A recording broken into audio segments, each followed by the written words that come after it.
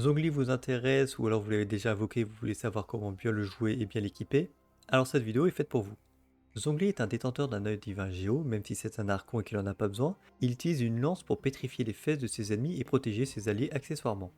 Pour ses attaques normales, il enchaîne jusqu'à 6 coups de lance. Pour ses attaques chargées, il consomme de l'endurance pour charger vers l'avant faisant pleuvoir des lances de roche sur la route.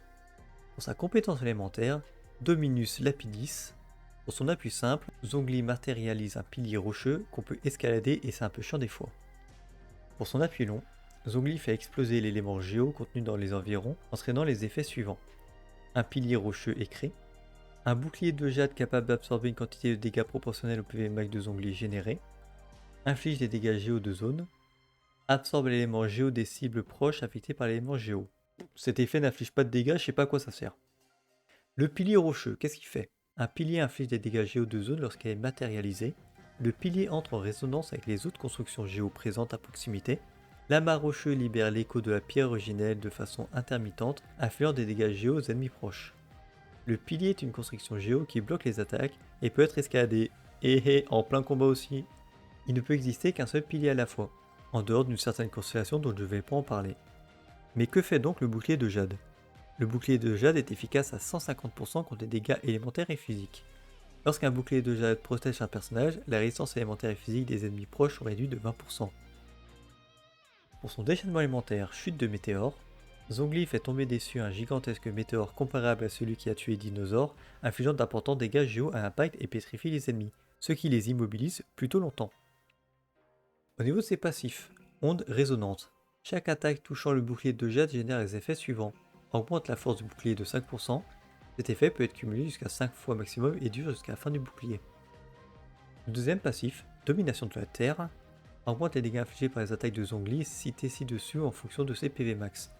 Augmentation des dégâts des attaques normales chargées et plongeantes de 1,39% des PV max. Augmentation des dégâts du pilier de roche, de dégâts de résonance et de dégâts de la long de la compétence élémentaire de 1,9% des PV max de Zhongli. Et augmente les dégâts de chute de météore de 33% des PV max.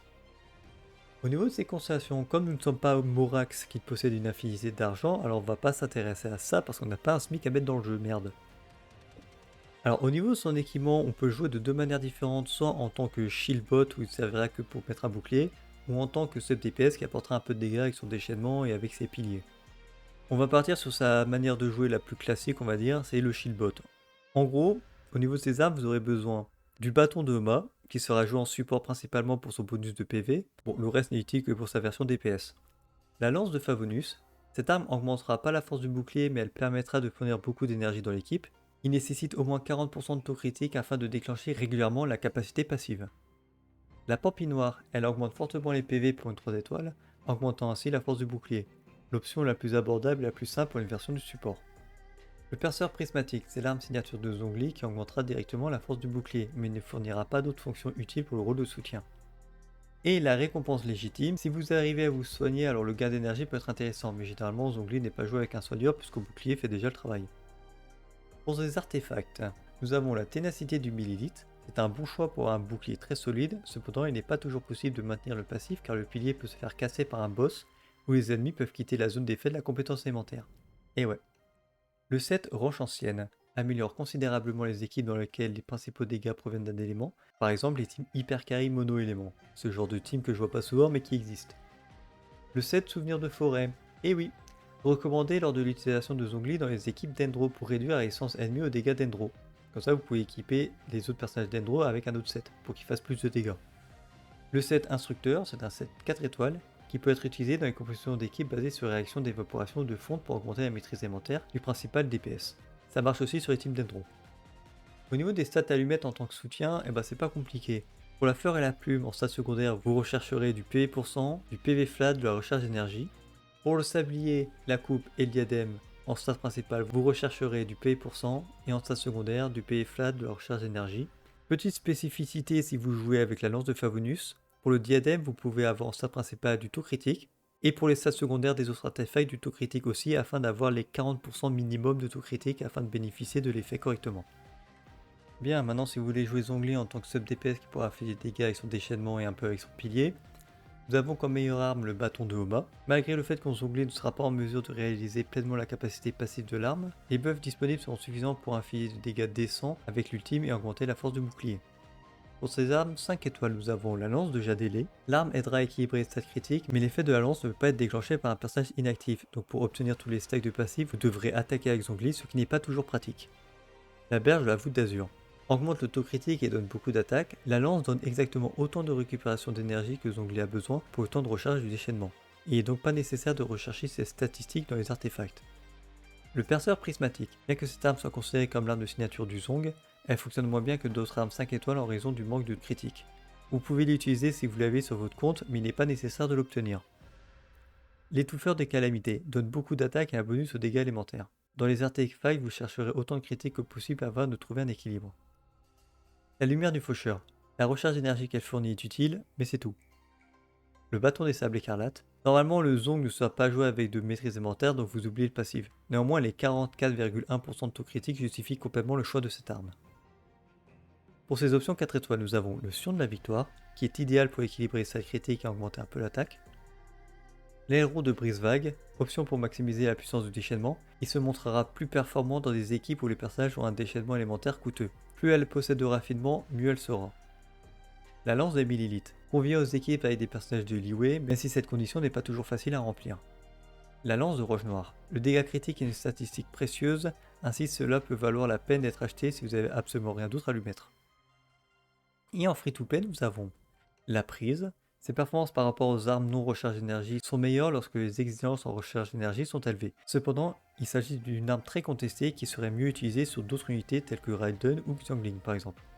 Et puis nous avons la pampille blanche. C'est une arme 3 étoiles, c'est si vous n'avez rien d'autre, le taux critique reste appréciable. Pour ces artefacts, vous pouvez vous équiper d'un set ancien rituel royal, c'est le meilleur choix pour Zhongli en sub DPS, l'ensemble augmentera les dégâts du déchaînement élémentaire et améliorera la puissance d'attaque des alliés.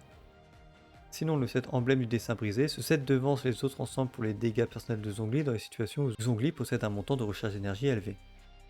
Et le nouveau set de Fontaine, la troupe dorée, dans une composition d'équipe mono géo, c'est le pilier du Zong qui fera beaucoup de dégâts puisqu'il entrera en résonance avec les autres constructions géo, d'où l'intérêt de maximiser les dégâts de la compétence.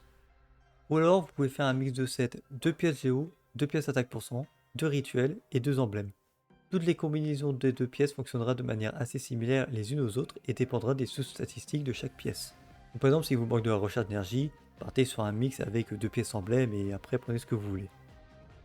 Pour les statistiques que vous allez rechercher en tant que sub DPS, nous avons pour la fleur et la plume en stats secondaires du taux critique, du dégât critique, de l'attaque pour cent, du PV pour cent pour avoir un peu de bouclier, c'est quand même bien, et de la recharge d'énergie. Pour le sablier, vous aurez le choix entre de l'attaque pour cent ou du PV pour cent en fonction de l'arme que vous possédez. Si votre arme possède beaucoup d'attaques de base, autant partir sur du PV pour cent pour avoir un mix de dégâts d'attaque et de force de bouclier. Et pour les stats secondaires, du coup, du taux critique, du dégât critique, de l'attaque pour cent, du PV pour cent et de la recharge d'énergie. Pour la coupe, une coupe en dégâts géo avec comme stats secondaire du critique, de l'attaque pour cent, du PV pour cent et de la recharge. Et pour le diadème, vous aurez le choix entre en stats principal du taux critique et du dégât critique en fonction de ce qui vous manque, et en stats secondaire de l'attaque pour cent, du PV pour cent, de recharge d'énergie et la stat critique que vous n'avez pas prise. Au niveau des équipes que vous pouvez faire avec Zhongli, alors c'est un peu compliqué de toutes les présenter puisqu'en fait il peut littéralement rentrer dans toutes les équipes du jeu à partir du moment où votre personnage a besoin de protection. Donc je vais vous présenter les exemples de personnages qui ont besoin de protection pour le coup. Donc les personnages archers basés sur les attaques chargées, donc, par exemple Ganyu, Laine et Tinari ont besoin de protection. Même Yoimiya, si elle fait pas d'attaque chargée, c'est pas grave puisqu'elle a besoin de finir son combo d'attaque normale. Donc ces 4 personnages archers ont besoin de protection, c'est obligé. Donc Zhongli retrouvera dans l'équipe.